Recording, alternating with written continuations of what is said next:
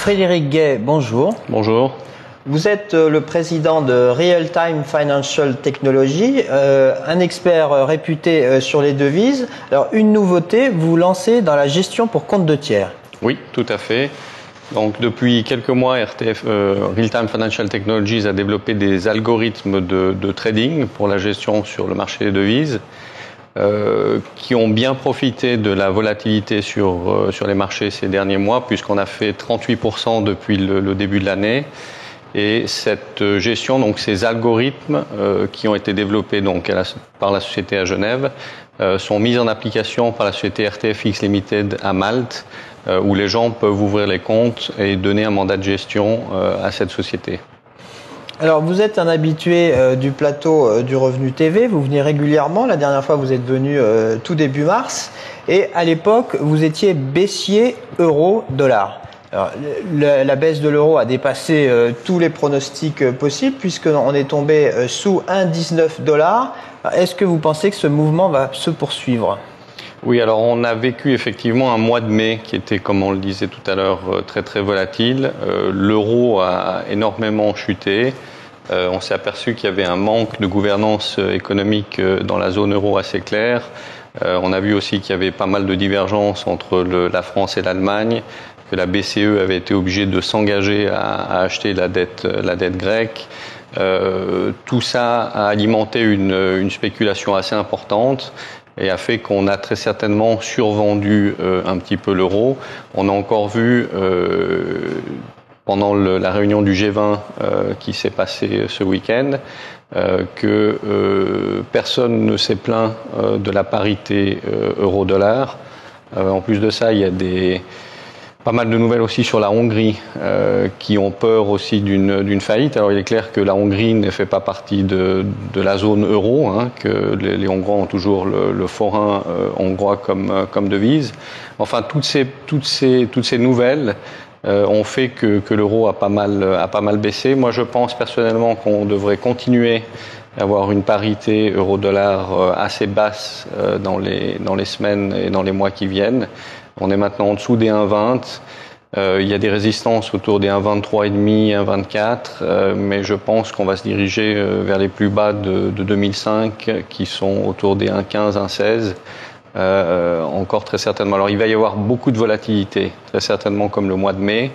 Je ne pense pas qu'on va voir un mouvement de 1,19 à 1,15 tout de suite. Donc on va voir très certainement des mouvements d'une amplitude assez importante de 200-300 points dans des journées de trading.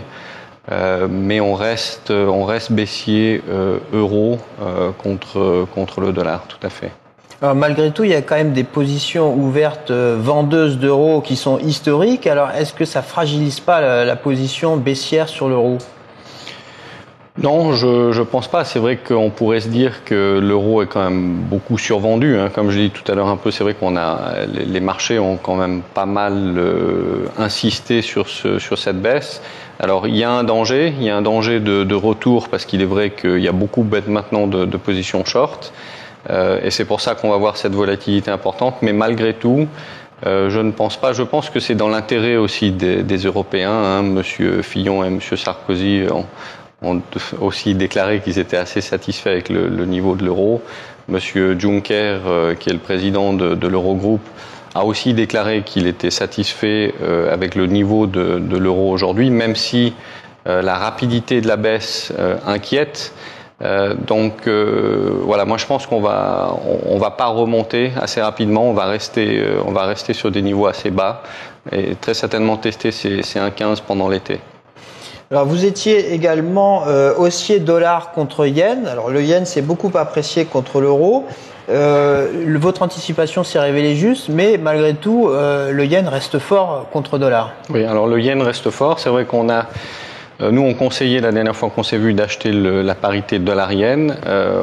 On a monté un peu, mais c'est vrai que c'était pas extraordinaire. Il n'y a pas eu de hausse extraordinaire. Donc cette hausse du yen est surtout due à cette volatilité extrême qu'on a vue au mois de mai, qui ont fait qu'il y a eu aussi beaucoup de débouclements de carry trade. L'euro-yen a beaucoup baissé, énormément. Le yen a monté aussi comme des monnaies comme la Nouvelle-Zélande, l'Australie, le Canada. Malgré tout, le Japon est quand même dans une situation économique assez difficile. On voit qu'ils ont une dette publique qui est à peu près de 200% du PIB.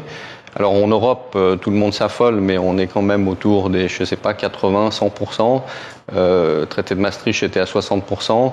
Donc c'est vrai qu'il y a de la dette publique très importante en Europe, mais quand on regarde un petit peu ce qui se passe au Japon, elle est 2 fois plus importante. Ils ont un taux de chômage assez élevé. Le Premier ministre vient de donner sa démission il y a quelques jours en arrière. C'est le 4e Premier ministre qui démissionne en 3 ans. Donc il n'y a pas non plus une stabilité politique très importante. Donc moi je conseille toujours de vendre le yen. Peut-être plus sur l'euro. Donc là, on parlait tout à l'heure de l'euro-dollar qui devrait continuer à baisser. Moi, je pense que l'euro-yen devrait un petit peu s'arrêter. Et aussi, toujours le même conseil d'acheter le dollar-yen. Donc on est aujourd'hui sur des niveaux de 90, 91. Je pense qu'on peut voir 95 ou éventuellement 100, mais à ce moment-là, d'ici la fin de l'année. Alors là où vous vous trompez jamais, c'est dans votre anticipation sur le franc suisse. Vous êtes toujours un fervent supporter du franc suisse. On vient d'établir un record historique à 1,39 francs suisses pour 1 euro. Est-ce qu'on peut encore aller plus bas? Alors là aussi, je pense qu'on peut aller plus bas. Le franc suisse reste un petit peu une monnaie refuge.